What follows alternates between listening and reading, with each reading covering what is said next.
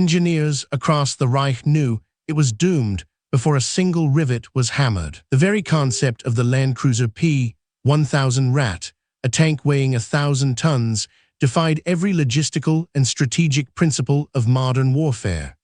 Yet, for a brief, bewildering period, it was a project considered viable by the highest echelons of the Third Reich. This wasn't merely a tank, it was a mobile fortress, an armored land battleship intended to crush all opposition, both physical and psychological. Its sheer scale promised to be an unmatched terror weapon, a symbol of German industrial might and military dominance. But beneath the audacious vision lay a tangled web of impracticality, resource drain, and a profound disconnect from the realities of a global conflict. The Ratte wasn't just big, it was fundamentally flawed, a testament to Hitler's increasingly detached vision. The story of the Ratte begins not on a battlefield, but in the mind of Adolf Hitler himself, during a period when the war's tide was already beginning to turn against Germany. His fascination with immense, singular weapons was well documented, often overriding practical advice. In June 1942, he proposed a series of super tanks to Krupp, the renowned German industrial giant. He envisioned something so large it would render existing anti-tank weaponry obsolete and instill fear merely by its presence. The task fell to Edward Gratte, director of Krupp's tank development.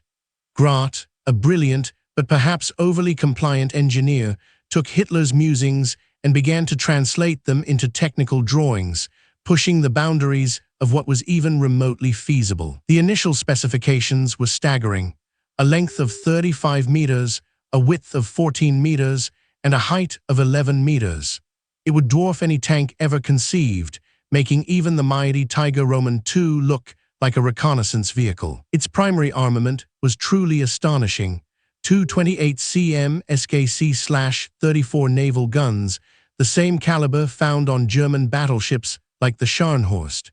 These were formidable weapons designed for engaging enemy capital ships, not ground targets. The idea of mounting such colossal firepower onto a land vehicle presented immediate, insurmountable challenges.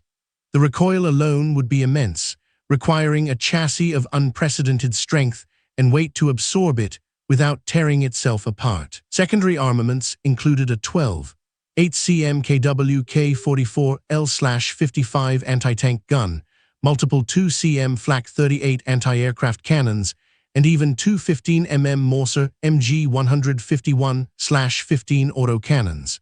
It was designed to repel attacks from all angles, ground and air. But how would such a behemoth move? The Ratte would have needed multiple engines, likely two MAN V12 Z32/44 24-cylinder marine diesels, or 8 Daimler-Benz MB 501 20-cylinder marine diesels. The fuel consumption would have been astronomical. Its weight meant conventional roads and bridges were entirely out of the question. The Ratte would have simply crushed them into dust. Any movement would necessitate building new infrastructure or traversing open, undeveloped terrain. This immediately limited its strategic usefulness. It couldn't operate in urban environments, cross rivers without massive engineering projects, or move quickly enough to respond to rapidly changing front lines. It was a static weapon in a dynamic war. The Ratte's sheer size also made it an impossibly easy target from the air.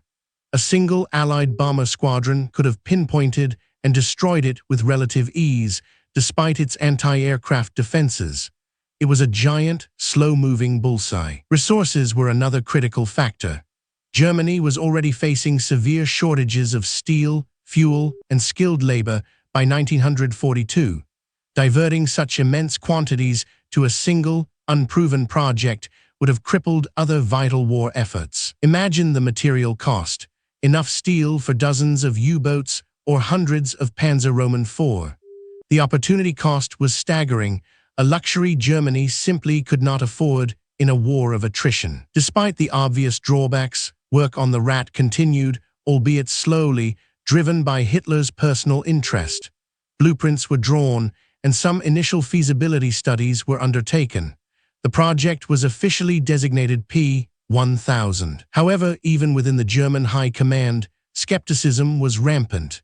Albert Speer, Hitler's Minister of Armaments and War Production, was a vocal critic of such fantasy weapons, understanding their impracticality. By early 1943, Speer successfully convinced Hitler to cancel the project.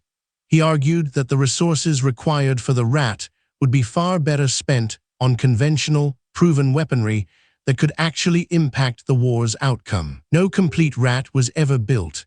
There are unconfirmed reports that some components, possibly one of the main gun turrets, were partially constructed and later repurposed. But the dream of the 1,000-ton tank remained just that, a dream. The Ratte stands as a potent symbol of the increasingly desperate and unrealistic thinking within the Third Reich as the war turned against them.